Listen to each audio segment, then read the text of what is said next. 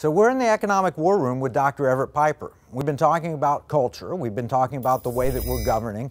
All of that is under assault by narcissism and a lot of other flaws of humanity that we're not just tolerating, but we're actually amplifying. And that has some serious economic implications. It has implications for our nation, for our economy, for your investment portfolio.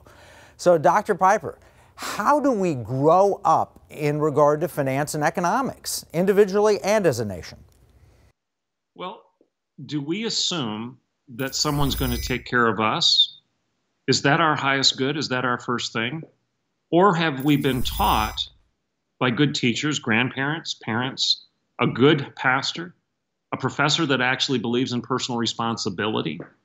Have we been taught to take responsibility, take charge of our own lives? If we're going to be too easily satisfied, let's use C.S. Lewis's analogy of mud pies in the back alley versus a vacation at the beach. C.S. Lewis challenges us and says that we have become too easily satisfied with clay versus brass or gold, that we're satisfied with the mud, the dirt, the clay of sitting in the back alley and just making mud pies, that has become the end goal of all of life. And we're sitting in the back alley, supposedly happy and content, making these mud pies as little children when we have forgotten that we could have a vacation at the beach. We could move beyond that dirty, childish play to something that's grand and glorious, God's gold for our lives. A vacation on the beach, looking at the ocean, gazing at the stars, enjoying God's creation and enjoying God.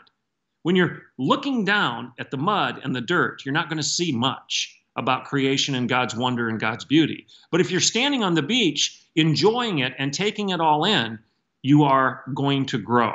So I would use Lewis's analogy here as to what we should be doing financially.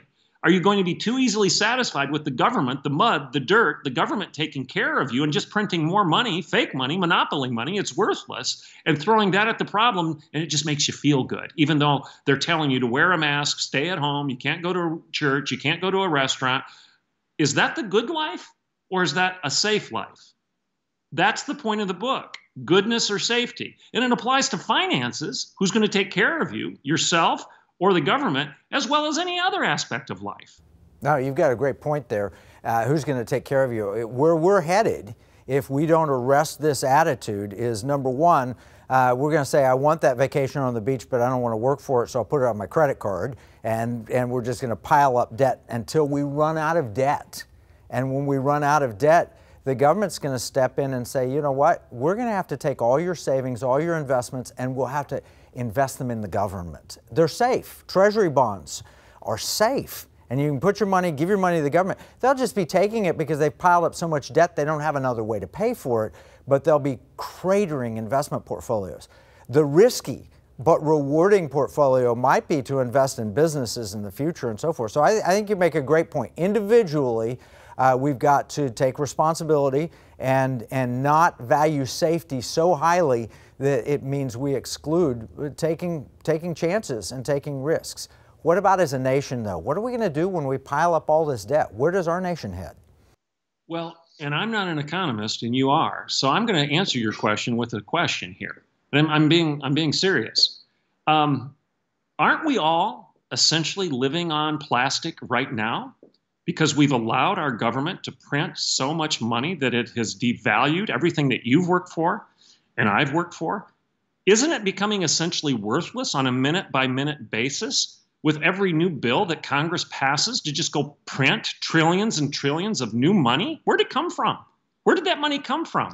So in reality, because our electorate has allowed a Congress and a president and a vice president to lie about our finances so egregiously, we're all basically living in a fake economy right now, aren't we?